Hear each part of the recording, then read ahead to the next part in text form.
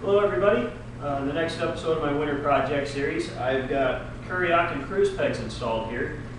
And what they are the large ISO pegs on a 1-inch clevis, and that's just bolted to MC Enterprise canyon cages. Now, how I found the positioning for these was that I sat on the bike, and without pegs on it or anything, I thought, okay, this is how I normally ride, and then I just put my leg out.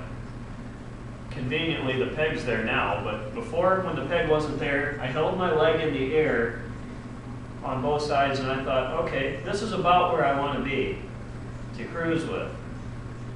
And then I wrapped a couple of shop rags around there, and I clamped a curved jaw vice grip on here, and then I used that vice grip as kind of a guide, and I thought, okay, yeah, this is good.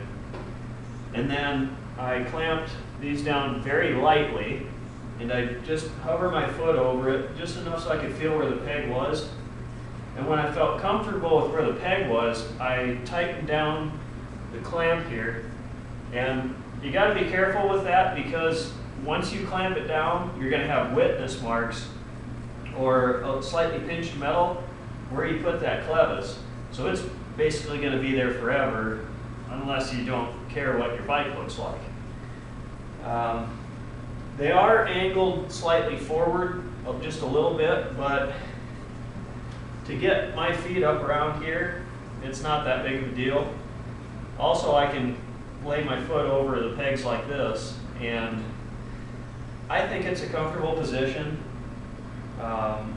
I don't think I'll need to change it at all, but I've had these pegs on almost every motorcycle I've owned, and what I found is I don't put my whole foot on the peg. I usually just rest my heel on it, or rest my leg on it, or I just use the outside half of the peg. Because I'm not holding myself up off the bike, I don't need to put my whole weight on it, so I don't put my whole foot on it. So that kind of helps increase the variations of where you can put your foot. Another thing I thought of while I was doing this was the fact that they need to swing out of the way. I initially had them swinging up, but I thought, well, they are kind of low to the ground. I don't necessarily think I'll be scraping that peg around the corner, but it is possible to scrape this driver's peg around the corner. I've done it once by accident. Honestly, I about dropped the bike. But I thought, well, this is sticking out pretty far. What if I'm leaning through a corner, like an outside corner up a hill, and I scrape that? Well, I want to be able to bend back to save the peg. So it swings backward out of the way.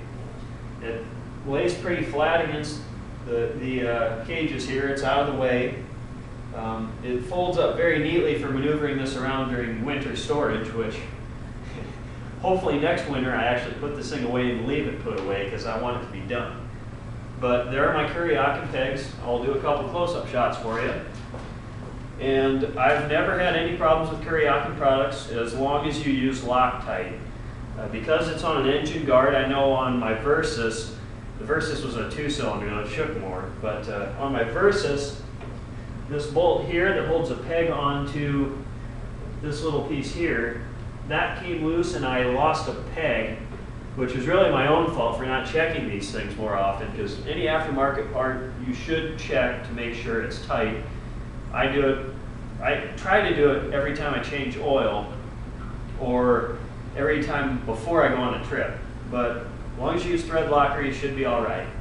So I'll do a few close-up shots for you, and then hopefully Jegs can get me my quick disconnect so I can finish off the fuel cell project. Until then, stay tuned. Next episode will be coming soon.